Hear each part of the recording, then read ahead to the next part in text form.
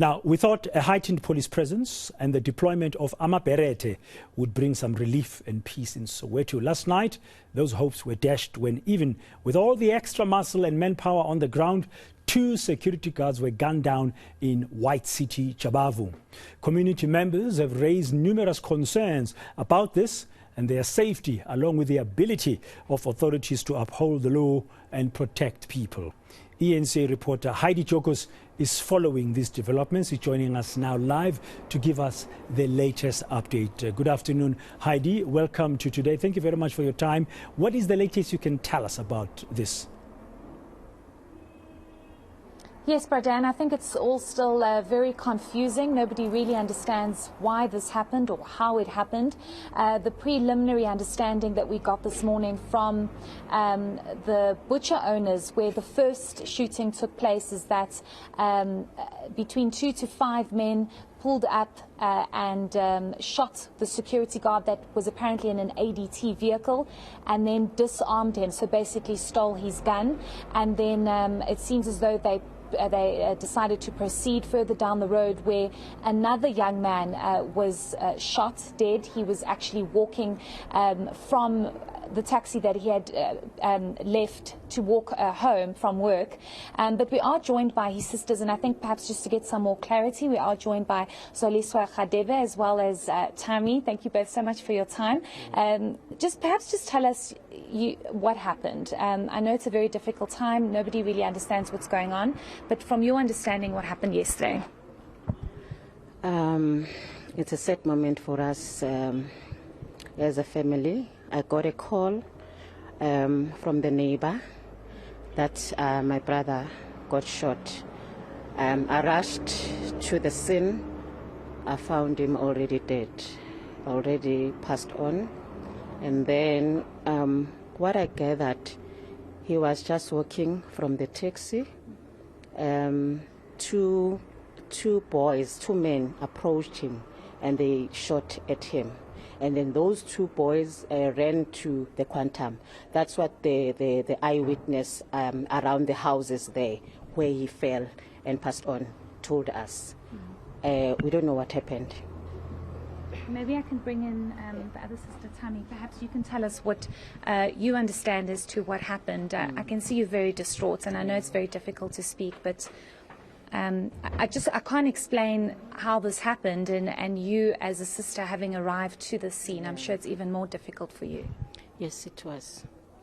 It was. I also received a call from the neighbors, and they told us that our brother has been shot. When I got there, he was already dead, and the paramedics had already arrived, declared him dead. Yeah, what we gathered, as my sister has mentioned, is that because when I got around the area, there was already police at the first scene. So when I got there, then they said we were waiting for the police. They found him face down, but the paramedics sort of turned him up. So he was already covered. I want to ask you about the issue of crime in the area. We know that the amaberete and high police presence have been deployed in Soweto after what's happened in Nomzamo, but seeing what's just happened less than 24 hours ago, I'm sure that you feel as though nothing is really being done, and this amaberete deployment and police deployment isn't really yielding those results. We haven't seen any maberete. We left there around 11 o'clock at night. There was no maberete. There were only police who were investigating the crime scene. So I feel like the crime rate is high because of load shedding. There was load shedding, and the minute it came, the power came back, my brother was lying on the floor. So the load shedding is killing our community. Our communities are not safe. While we were there, there were gunshots. While we were still waiting for the forensic, and the police were there, there were gunshots again. We didn't know. Everyone ran for cover. So yeah, there were no berets. We just said the berets will come. The beret will come from the minister, but we never saw beret. And we would like them to come because we are under siege. We are under siege as South African citizen. We lost a family man here. He was an honest living man. He was married. He's young. He's young. He's leaving his wife and the two small boys. We are distraught as a family. We are distraught as South African citizen. Our country. I'm so afraid of walking in the dark or coming here at my parents' home and there's load shedding. I'm afraid that something bad will happen. Yeah.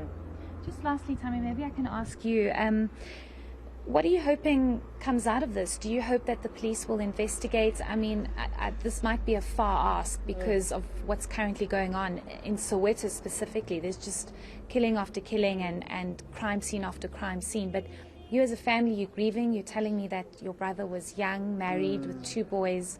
This must just be so difficult for you. It is difficult. It is difficult, and we are hoping, we don't know, with the crime rates that we're experiencing in the country, if this will ever be resolved, or we found out what really happened who killed our brother. We don't know. We don't believe our justice system will do justice for our brothers' deaths. I think the police are overwhelmed with the current state now. They are also overwhelmed with the crime because every day people are dying. Do you feel police have failed you? I don't know. We still have to see if they will fail us or not. But we don't have any high hopes. Yeah. Okay. Thank you so much. I really do appreciate you speaking to us. I know it's not easy.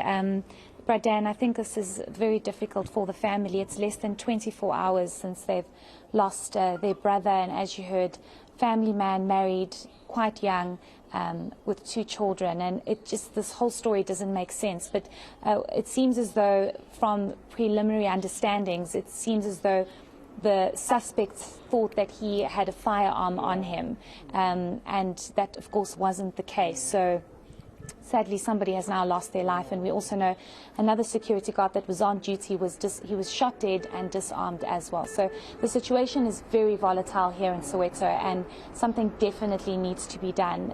The fact that the Amaberete have been deployed in the community is not even feeling their presence, or the difference that it's making in crime levels, speaks volumes. And the load shedding issue is a massive problem. That when you drive in this township, Bradan, and there's blackouts, it is completely dark. You cannot see anything. So this is a huge problem, and if that police visibility is supposed to be visible, it's not visible because people are still dying.